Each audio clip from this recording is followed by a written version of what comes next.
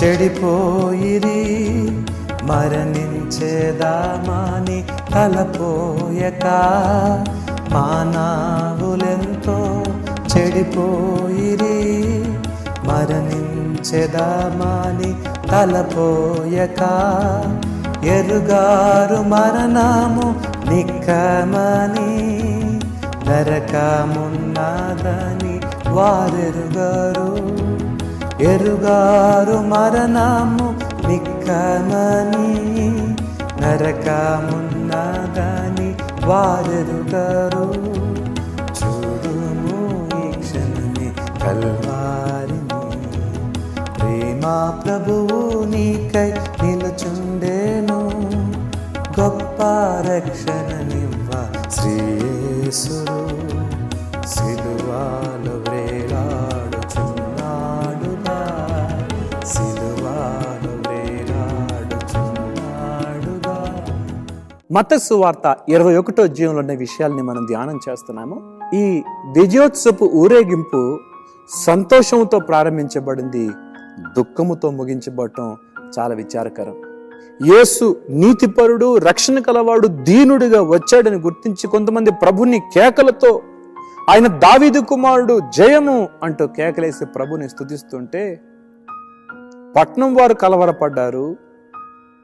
అలాగే ప్రధాన యాజకులు, మత నాయకులు వీరు స్తుతిస్తున్న చిన్నపిల్లలను చూసి కసురుకుంటున్నారు. బోధకుడా, నీకు వినిపించట్లేదా?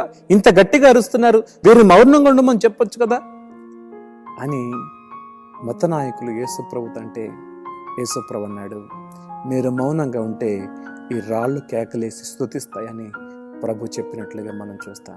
ప్రవక్త చెప్పినట్లుగా సియోన్లో ఉత్సాహం, సంతోషం, ఉల్లాసం కనబడాలి, కానీ ఆ ఉల్లాసం, ఉత్సాహం, సంతోషం కనిపించట్లేదు. యేసుని వారు గుర్తించలేదు. ఈయన మెస్సయ్య కాదు అని తలుపులో వేసేసుకున్నారేమో.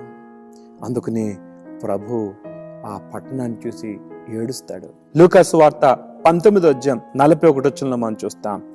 ఆయన పట్టణమునకు సమీపించినప్పుడు దానిని చూచి దాని విషయమై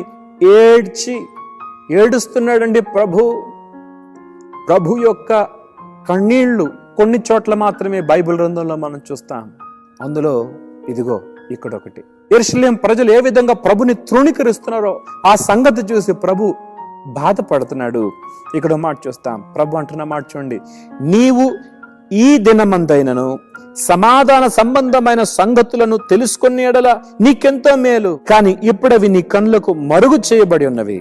ప్రభు నిన్ను దర్శించిన కాలములో నీవు ఆయన ఎరగలేదు, నీవు కన్నులు మూయబడ్డాయి అని ప్రభు చెప్తున్నాడు. నీ వీధుల్లో నడిచాడు యేసు, నేను నీతిమంతునిగా తీర్చేవాడు, నీకు రక్షణ ఇచ్చేవాడు, తను తగ్గించుకొని నీ మార్గములో, నీ ఇంటి పక్కన నిన్ను రక్షించడానికి వచ్చాడు ప్రభు. నీవు ఆయన్ని గుర్తించలేదు. ఎంత విచారకరం. అందుకనే ప్రభు ఏడుస్తున్నాడు, కన్నీళ్లు కారుస్తున్నాడు. ఆనాడు గుడ్డి భర్తమై, దావీదు కుమారుడా నన్ను కరుణించు అని కేకలేశాడు, ప్రభుని దాటి వెళ్ళనివ్వలేదు. ఆనాడు అబ్రహాము నీ దాసుని దాటిపోవద్దు అన్నాడు. ప్రభు అక్కడే వారి మధ్యలో నిలబడ్డాడు.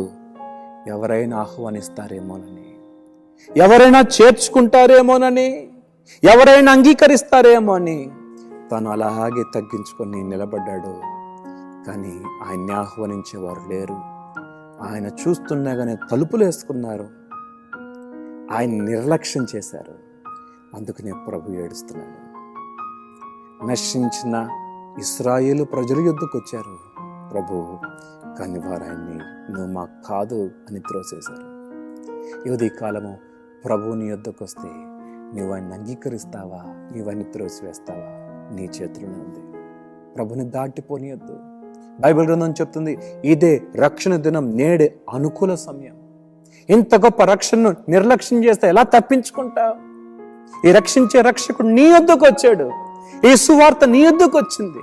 నువ్వు దీన్ని స్వీకరిస్తే నీ ఆత్మ రక్షణ పొందుతుంది కదా, నీ ఆత్మ పవిత్రపరచబడుతుంది కదా, నీ పాపం నుంచి నువ్వు విడుదల పొందుతావు కదా. ఇంతకంటే గొప్ప భాగ్యమే ఉంది. తలలోంచి ప్రార్థన చేసుకుందాం.